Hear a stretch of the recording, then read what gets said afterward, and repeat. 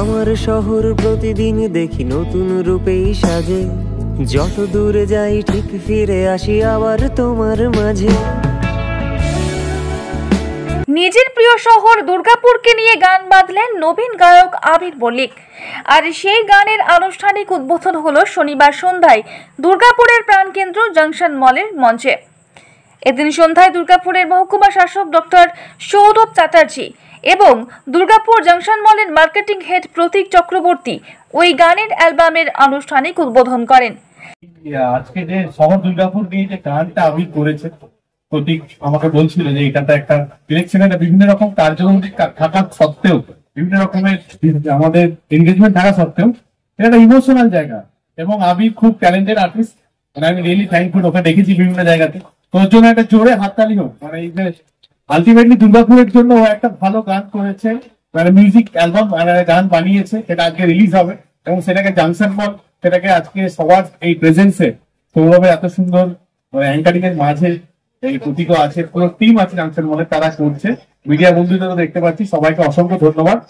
নিজের প্রিয় শহরকে নিয়ে গান বাঁধার ইচ্ছে এবং গানের বিষয়বস্তু নিয়ে জানাতে গিয়ে পলাশডিহার বাসিন্দা শহরের নবীন গায়ক আবির মল্লিক জানান, ভাবনা চিন্তাটা অনেক দিনের, একদিনের নয়, অনেকদিন ধরেই ভাবা, অনেকদিন ধরেই করা। 2012 থেকে আমি প্রায় গানটা নিয়ে লেগে আছি। তো গানটা একবার হয়তো করেওছিলাম, নর্মাল ভাবে করা হয়েছিল, প্রফেশনালি করা হয়নি। তারপরে এটাকে নিয়ে ভাবনার একটাই কারণ যে কলকাতাকে নিয়ে গান আছে, আমরা জানি আসানসোলকে নিয়েও গান আছে, আরো অনেক শহরকে নিয়ে গান আছে। তো আমার শহরকে নিয়ে কেন থাকবে না? আমরা যেখানে বাস করেছি, যেখানে বড় হয়েছি, সেখানে কেন থাকবে না? আর এই গানটাতে আমি একটা দুটো জিনিস বলতে চাই, যেটা হচ্ছে এই গানটা সব থেকে বড় জিনিস, আমরা চেষ্টা করছি যে দুর্গাপুরে যেগুলো ঐতিহ্য সেগুলোকে তুলে ধরার। আর যেমন ডক্টর শের বিধান চন্দ্র রায়, উনাকে ছাড়া দুর্গাপুর নয়, দেবী চৌধুরানীর গুহা, দুর্গাপুরের ঐতিহ্যগুলোকে তুলে ধরেছি। মেনলি এটাই চেষ্টা করছি মানুষের সামনে দুর্গাপুরকে রিপ্রেজেন্ট করার, এটাই উদ্দেশ্য। আর অবশ্যই একদম, কেন এই গানটাতে আমি পুরোটা কভার করতে পারিনি দুর্গাপুরের, হয়তো দুর্গাপুর তো এইটুকু জায়গা না, এত বড় একটা জায়গা।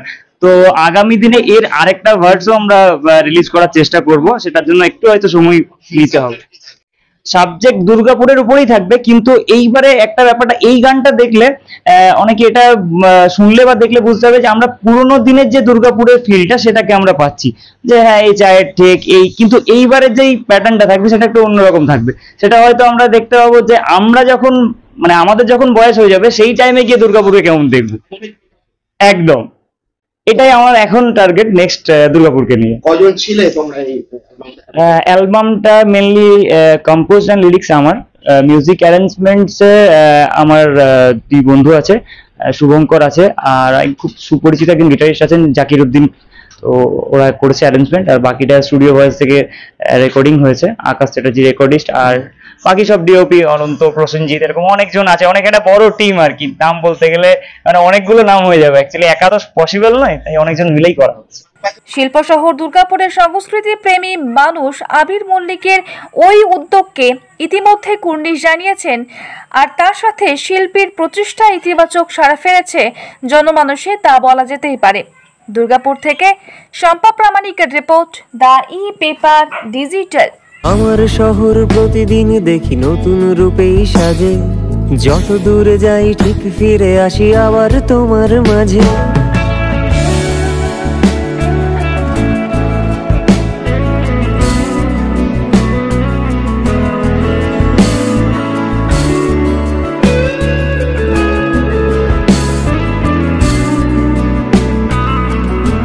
DSMS, a premier management college in Durgapur. Admission open for hotel management, hospital management, tourism management, BBA, BCA and nursing. Excellent training and placement assistance. Join now. DSMS, gateway to success.